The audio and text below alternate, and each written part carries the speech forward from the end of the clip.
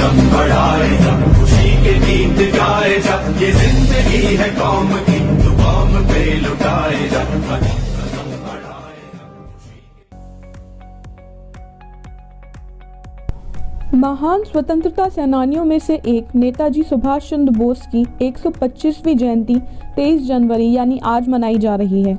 केंद्र सरकार ने इसे पूरे देश में पराक्रम दिवस के रूप में मनाने का फैसला किया है। नेताजी की जीवनी और कठोर त्याग आज के युवाओं के लिए बेहद ही प्रेरणादायक हैं। एक स्वतंत्रता सेनानी के बारे में सोचें जो एक वीर सैनिक, एक वीर योद्धा, एक महान सेनापति, कुशल राजनीतिज्ञ भी था, तो सबसे पहले हमारे सामने नेताजी सुभाष चंद्र बोस का चेहरा ही आता है। उनके व्यक्तित्व के बारे में जितना कुछ भी कहा जाए वो कम है।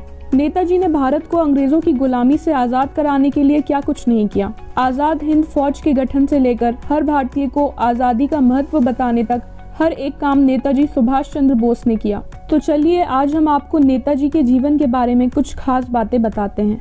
23 जनवरी 1897 को उड़ीसा के कटक में एक संपन्न बंगाली परिवार में नेताजी सुभाष चंद्र बोस का जन्म हुआ था। उनके पिता का नाम जानकीनाथ बोस और माताजी का नाम प्रभावती देवी था, जिनके कुल 14 बच्चे थे। इसमें से 8 बेटे और 6 बेटियां थीं। नेताजी अपने माता पिता की 9वीं संतान और 5वें बेटे थे। अपनी शुरुआती पढ़ाई उन्होंने कटक के ही रेवेनशॉ यूनिवर्सिटी से की, जिसके बाद नेताजी ने कलकत्ता के प्रेसिडेंसी कॉलेज में साल 1913 में दाखिला लिया, जिसके बाद 1915 में उन्होंने इंटरमीडिएट की परीक्षा को प्रथम श्रेणी में पास किया।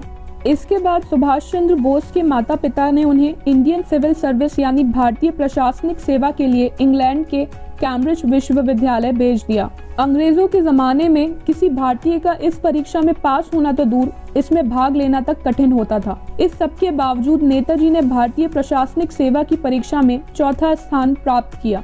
1921 में भारत में राजनीतिक गतिविधियां बढ़ने लगी। ये खबर मिलते ही नेताजी भारतीय प्रशासनिक सेवा को बीच में ही छोड़कर भारत लौट आए और फिर वो बाद में भारतीय राष्ट्रीय कांग्रेस के साथ जुड़ गए। जहां महात्मा गांधी उदार दल का नेतृत्व करते थे, तो वहीं सुभाष चंद्र बोस जोशीले क्रांतिकारी दल के प्रिय थे। इसीलिए नेताजी गांधी जी के विचार से सहमत नहीं थे। हालांकि दोनों का मकसद सिर्फ और सिर्फ एक था कि भारत को आजाद कराया जाए। साल 1938 में नेताजी भारतीय राष्ट्रीय कांग्रेस के अध्यक्ष निर्वाचित किए गए, जिसके बाद उन्होंने राष्ट्रीय योजना आयोग का गठन किया। 1939 के कांग्रेस के अधिवेशन में नेताजी सुभाष चंद्र बोस ने गांधी जी के समर्थन से खड़े हुए पट्टाभी सीतारमैया को हराकर विजय प्राप्त की। इस पर गांधी और बोस के बीच में अनबन बढ़ गई, जिसके बाद नेताजी ने खुद ही कांग्रेस को छोड़ दिया। इसी बीच दूसरा विश्व युद्ध छिड़ा और नेताजी ने अंग्रेजों का विरोध करना तेज कर दिया, जिसके बाद उन्हें उन्हीं के घर में नजरबंद कर दिया गया। हालांकि वो बीच में ही जर्मनी भाग गए। यहाँ उन्होंने विश्व युद्ध को बड़े ही करीब से देखा। नेताजी सुभाष चंद्र बोस ने साल 1937 में अपनी सेक्रेटरी और ऑस्ट्रेलियन युवती एमिली से शादी की।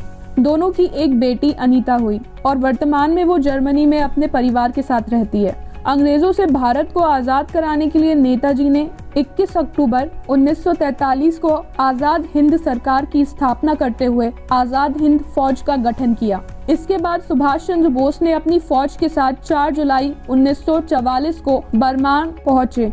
यहाँ उन्होंने नारा दिया, तुम मुझे खून दो, मैं तुम्हें आजादी दूंगा। लेकिन 18 अगस्त 1945 को सुभाष चंद्र बोस ने हमेशा हमेशा के लिए दुनिया को अलविदा कह दिया। तथ्य बताते हैं कि सुभाष चंद्र बोस 18 अगस्त 1945 को हवाई जहाज में सवार होकर मंचूरिया जा रहे थे, लेकिन इसके बाद वो अचानक कहीं लापता हो गए और आज तक उनकी मौत एक अनसुलझी गुत्थी बनी हुई है।